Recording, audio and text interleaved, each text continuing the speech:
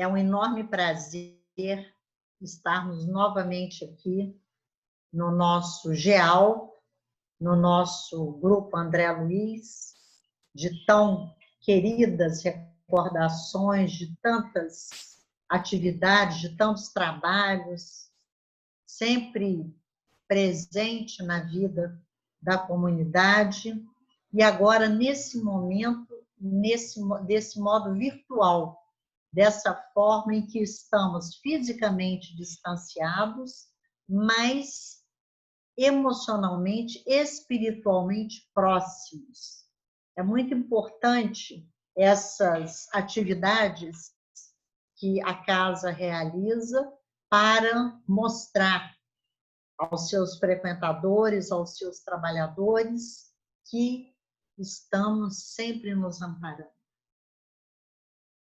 No nosso estudo da noite, do dia de hoje, vamos começar lembrando quando Jesus disse, o que está lá no capítulo 2 do Evangelho segundo o Espiritismo, itens 1 e 2, que trata da vida futura, quando ele diz, meu reino não é deste mundo. Lembrar que quando Jesus disse isso, ele estava na presença de Pilatos, já próximo a ser crucificado. Então, se considerarmos apenas uma existência, não teria razão dele dizer que era rei. Como é que ele era rei se ele estava ali derrotado perante o mundo? Então, Allan Kardec vem analisar essa passagem e nos diz que sem o entendimento da vida futura, os ensinos de Jesus ficam sem sentido, porque a vida futura é a base, é o fundamento dos preceitos morais do Cristo. Ela é que nos ajuda a compreender as passagens evangélicas, tanto essa quanto o Sermão do Monte, como é que bem-aventurados os que sofrem, porque serão consolados, mas nessa vida a pessoa muitas vezes não encontra consolo. Mas quando tem a certeza de que a vida continua, então é mais fácil, o entendimento se faz melhor. Tem um outro capítulo do Evangelho segundo o Espiritismo, que é o capítulo 3, há muitas moradas na casa de meu pai, que foi logo depois da última ceia. Estavam ainda ali os apóstolos reunidos e Jesus disse, não se turbe o vosso coração. Crede em Deus, crede também em mim. Há muitas moradas na casa do meu pai. Se assim não fosse, eu já vou-lo teria dito. Mas eu me vou para preparar um lugar para vós. Também, novamente, como vamos entender essa passagem sem o entendimento, sem a compreensão da vida futura? E Allan Kardec vem comentando, dizendo que essas diferentes moradas são os diversos mundos espalhados pelo universo, dizer que oferecendo aos espíritos desencarnados estações apropriadas ao seu adiantamento.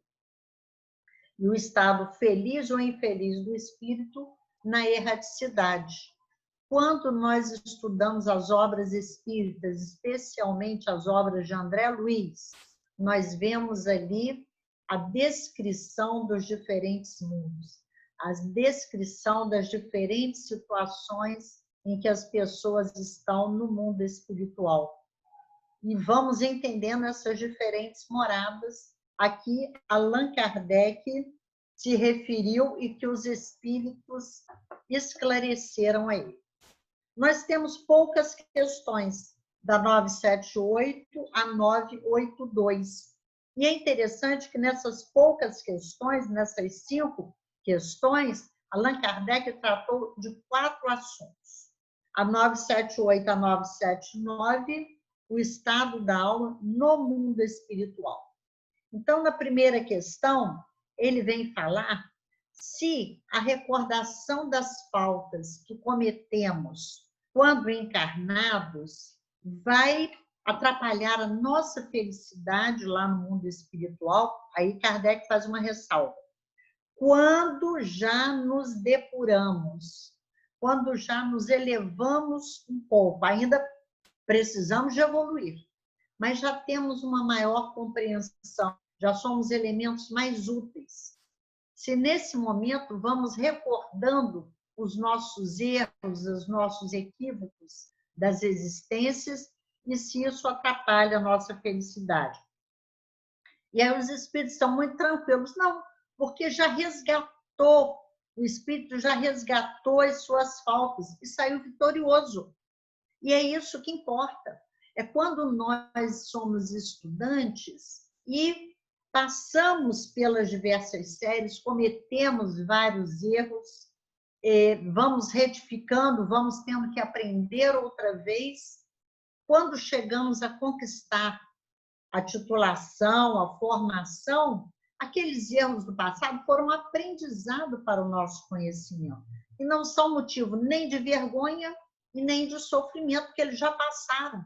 Foram as provas que eu já venci. A gente diz, que bom, como eu errei daquela forma, mas era o que eu sabia. A questão 979, ele já vem falar num outro aspecto. Ele diz assim, as provas que ainda terá de sofrer para terminar a sua purificação não são a preocupação penosa que perturba a sua felicidade. Estamos no mundo espiritual, tomamos consciência de onde nos equivocamos e percebemos que temos que retornar para completar a nossa evolução. Se ficamos preocupados, penosamente preocupados. Então, essa questão, Allan Kardec colocou duas vertentes. Pode ser a alma que ainda está no sentido espiritual menos evoluída, para ela isso é um sofrimento grande. Ela vai ficar no tormento se realmente ela vai conseguir passar por aquilo ou não.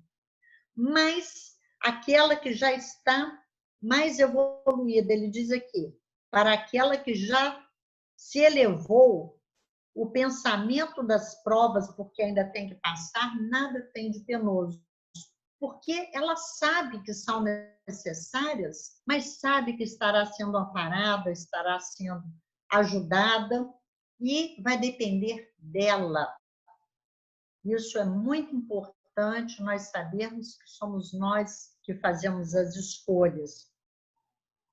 E tem uma nota aqui de Allan Kardec, e que ele diz assim, a alma que chegou a um certo grau de pureza goza a felicidade. A felicidade total? Não. Ainda não é. Só os espíritos puros podem usufruir dessa felicidade total. Mas essa que já venceu algumas etapas, ela é feliz. É feliz pelo tanto que ela já caminhou, pela sua trajetória. Diz assim, um sentimento de doce satisfação a envolve. E ali no mundo espiritual, o véu se eleva. Todas as verdades da vida ficam ali expostas para ela, as maravilhas da natureza, o socorro, a assistência que recebemos sempre estão ali patentes. Aqui nós estudamos que somos assistidos, mas em muitas ocasiões ficamos até na dúvida, mas será mesmo? Meu sofrimento não acaba? E lá os véus caem e nós vemos a realidade da vida espiritual. A questão seguinte vai tratar das famílias espirituais. O laço de simpatia que une os espíritos da mesma ordem é para eles um motivo de felicidade? Espíritos da mesma ordem podem se unir para o bem ou para o mal. Então, isso é certo. Da mesma ordem não quer dizer que é só para o bem. Os maus também se unem em identidade de sentimentos, de propósitos para realizarem as suas maldades, as suas violências. Mas Kardec, os espíritos vão responder aqui, a união dos espíritos que se simpatizam pelo bem é para eles um dos maiores gozos, porque não teme ver essa união perturbada pelo egoísmo. Nós sabemos, está lá na questão 785, que um dos grandes entraves ao progresso é o egoísmo. Allan Kardec perguntou qual o maior obstáculo ao progresso? O orgulho e o egoísmo. Então, esses que se unem pelo bem não têm esse egoísmo entre eles para atrapalhar a sua felicidade. E lá no mundo espiritual, eles formam família inteiramente espiritual, porque envolvidas, cheias do mesmo sentimento. E os espíritos dizem, é nisso que consiste a felicidade espiritual. Vem dar o exemplo das nossas relações familiares, inclusive. Quando estamos entre pessoas queridas, como é bom, agora que estamos fisicamente distanciados da família, dos amigos, dos nossos núcleos religiosos, que falta que faz. Nós dizemos, nossa, mas eu gosto tanto daquela pessoa, que falta que faz aquele abraço, aquele carinho, aquela atenção. Essa união que nós aqui sentimos, Kardec faz um comentário dizendo que são as primícias da felicidade, são aqueles inícios, aquela noção da felicidade que vamos ter no mundo espiritual. Mas nós já podemos sentir agora com esses sentimentos, com essas emoções no contato, na convivência com os nossos entes queridos. E como sentimos falta dos nossos relacionamentos, valorizando até mais aquelas pessoas tão queridas, às vezes até que andamos brigando muito com elas, e agora nós percebemos que importância tem isso. O importante é estarmos juntos e vencermos para formarmos futuramente no mundo espiritual essa família que terá a felicidade espiritual, porque os espíritos disseram que é a família pelos laços da carne apenas e as famílias espirituais. Muitas vezes nós somos colocados na carne, na encarnação, junto com a nossa família espiritual. E aí é uma maravilha. Quando isso acontece, que beleza. Ou na nossa família tem alguns que sentimos que temos esse laço com eles e outros não. Outros a gente diz, nem parece meu irmão, nem parece meu tio, é tão desigual, mas que é que precisamos cultivar esses sentimentos, porque futuramente o destino da humanidade é sermos todos irmãos. E aqui, no comentário de Kardec, é muito interessante, muito rico, ele diz aqui, numa vida mais depurada, esse prazer será inefável e sem limites. Quer dizer, nós não vamos ter nem como descrever quando já estivermos mais evoluídos, porque só encontraremos almas simpáticas, que o egoísmo não tornou indiferentes. Aqui, novamente, ele vem falar do egoísmo. O egoísmo é que vem nos prendendo à inferioridade, não permitindo que avancemos. E a última frase de Kardec é fundamental. Resume tudo isso aqui, que ele diz assim, pois tudo é amor na natureza. O egoísmo é que o aniquila. Então, tudo é amor na natureza. Lembrar da questão 614 do Livro dos Espíritos, quando trata da lei divina ou natural, os Espíritos dizem, é a única apropriada à felicidade do homem. E ele só é infeliz quando dela se afasta. E qual é a lei divina ou natural? Amar a Deus sobre todas as coisas e ao próximo como a si mesmo.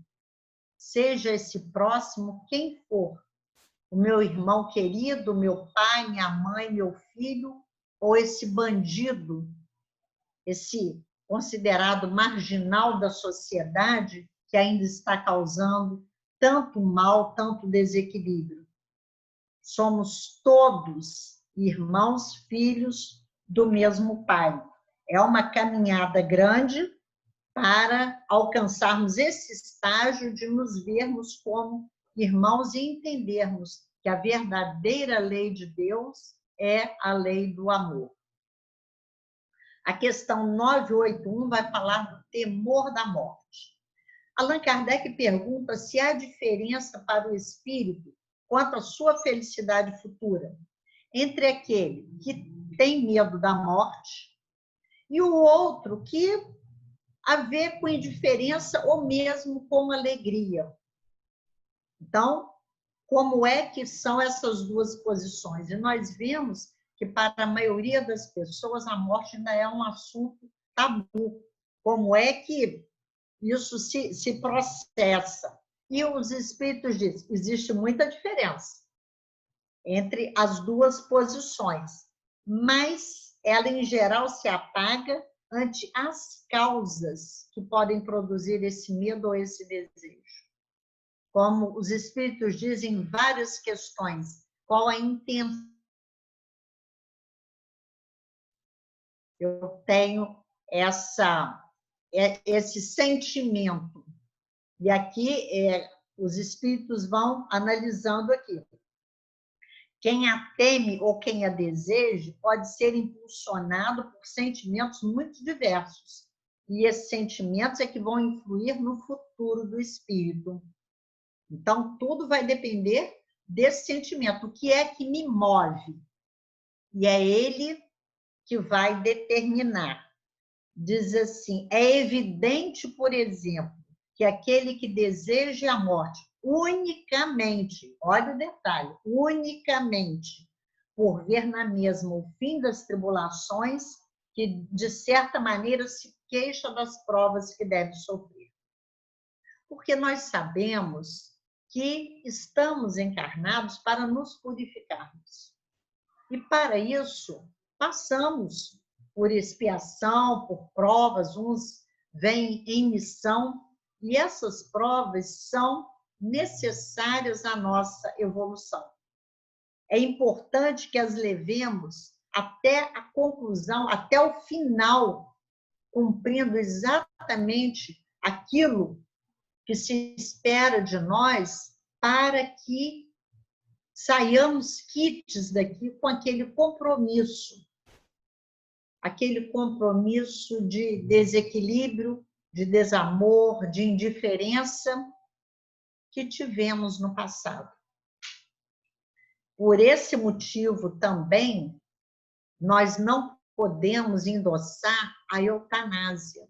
As pessoas dizem que é a morte piedosa, a boa morte, a pessoa está sofrendo muito, a gente, ou nós mesmos, ou um familiar que estamos vendo sofrer, e nós, movidos por aquele sentimento de piedade, queremos abreviar essa morte. Ah, ele não merece isso. E cortamos o fio daquela existência. Não façamos isso. Muitas vezes, por questão de minutos, nós estaremos dando a esse espírito sofrimentos no mundo espiritual por muito tempo. Então, é necessário que suportemos as nossas provas até o final, porque elas nos são úteis. São o aprendizado para a nossa chegada à perfeição, chegada à angelitude. A última questão vem falar da crença no espiritismo. Diz assim, é necessário fazer profissão de fé no espiritismo e crer nas manifestações para assegurar nossa sorte na vida futura? Porque nós dissemos que o espiritismo vem alargar o nosso entendimento. Ele vem clarear essas questões da vida futura, de como é que ela se processa, porque o ser humano sempre buscou entender como era a vida depois da vida. Mas até hoje nós não tínhamos elementos, até o advento da doutrina espírita, nós não tínhamos elementos claros para compreender isso. E Allan Kardec, ao codificar a doutrina, ele nos traz detalhes precisos de como é a relação no mundo espiritual entre os espíritos e nós, como é que os espíritos vivem, como eles se comunicam. Então, dessa forma, podemos entender várias passagens dos evangelhos. Há muitas moradas da casa do Pai, nós vamos compreendendo que os espíritos são de diferentes categorias. Nós não podemos querer estar junto a espíritos de grande elevação, porque estaríamos perturbando aquele ambiente. Pelo menos a maioria de nós que ainda não atingiu aquele grau evolutivo. Um espírito crístico levou muitas décadas, muitas encarnações, muito tempo, muitos milênios para atingir essa situação. E nós estamos caminhando para eles, mas ainda não estamos lá. E então, o que os espíritos respondem? Se fosse necessária a crença no espiritismo para sermos felizes no futuro, todos os que não creem ou não puderam esclarecer-se seriam deserdados, o que é absurdo. Então, só aí nós já vamos ver que seria acreditar que Deus é injusto, porque deu ao conhecimento a alguns e não deu a outros, sendo que somos todos filhos do mesmo Pai, mesmo que professemos diferentes crenças, que honremos ao nosso Deus de diferentes formas, somos todos filhos do mesmo Pai. É o bem que assegura a sorte no futuro. Ora, o bem é sempre o bem, qualquer que seja a via pela qual se conduz.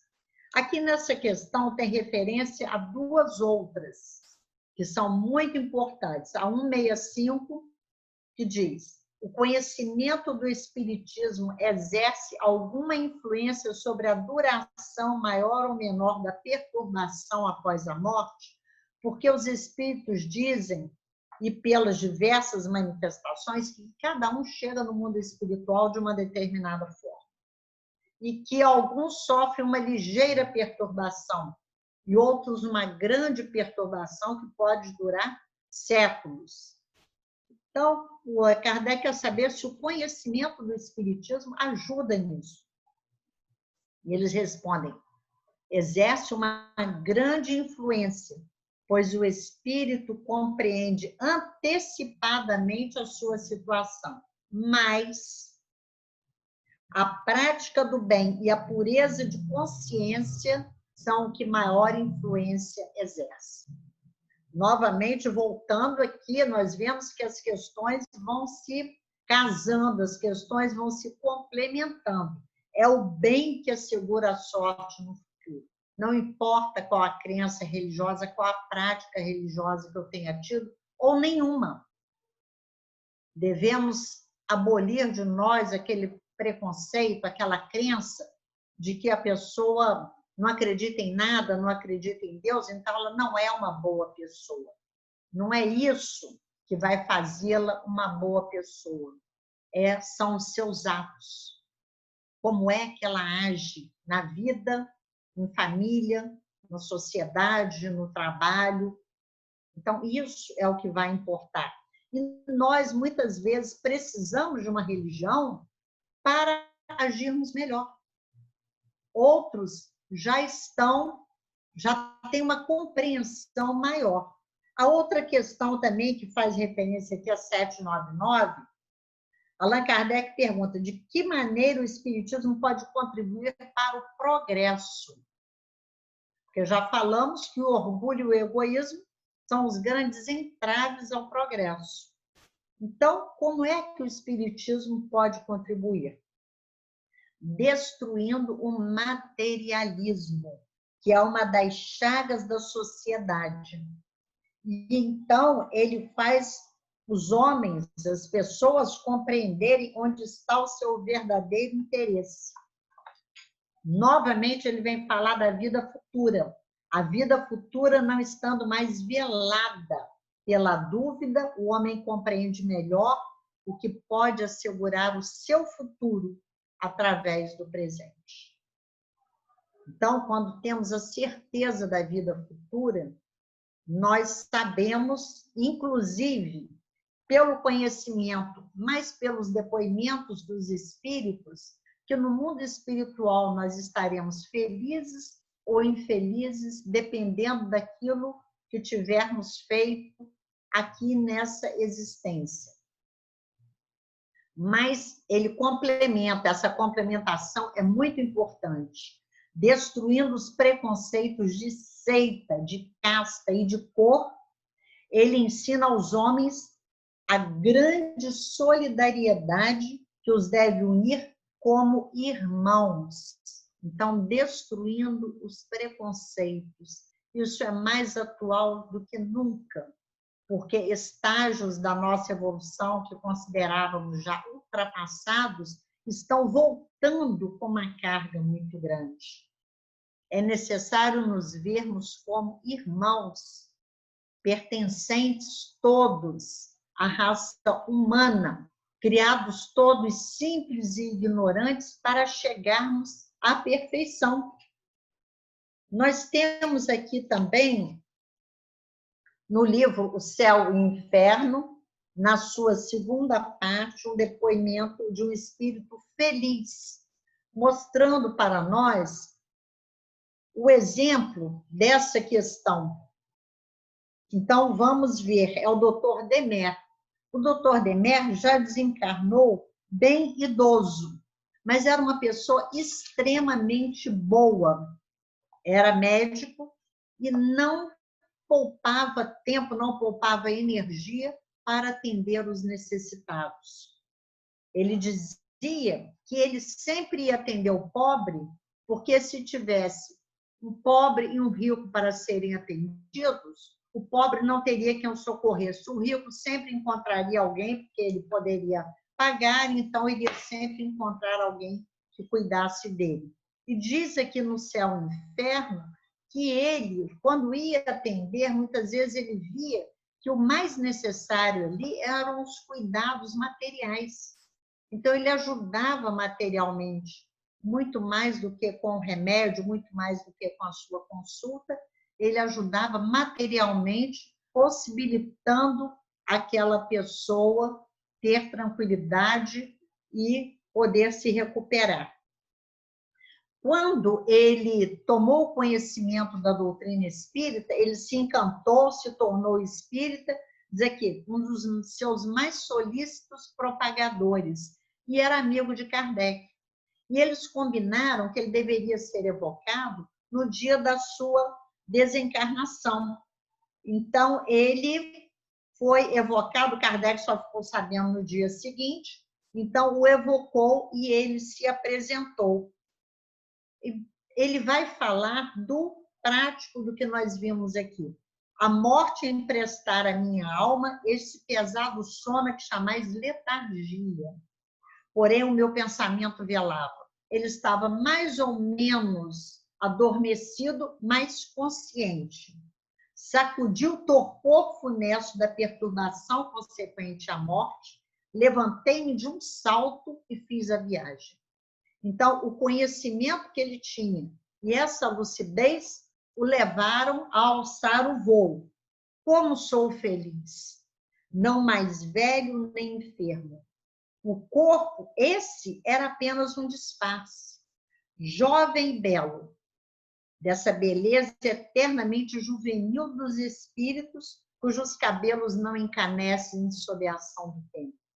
Ágil como pássaro que cruza célere os horizontes do vosso céu nebuloso, admiro, contemplo, bendigo, amo e curvo-me, átomo que sou, ante a grandeza e sabedoria do Criador, sintetizada nas maravilhas que me cercam. Feliz, feliz na glória. Então, nós vemos que o Dr. Demer tinha não só o conhecimento da doutrina, mas era um espírito extremamente bondoso. E é isso que precisamos de treinar para conjugar em nós o conhecimento que esclarece, mas o sentimento, a ação. Nesse momento, somos convidados a isso, a solidariedade, ao companheirismo, à compaixão. Nós agradecemos sempre a essa casa tão querida pela oportunidade de trabalho, que os seus dirigentes, os seus trabalhadores continuem sendo amparados e que brevemente nós possamos nos abraçar e estarmos juntos. Muita paz, que Jesus nos abençoe.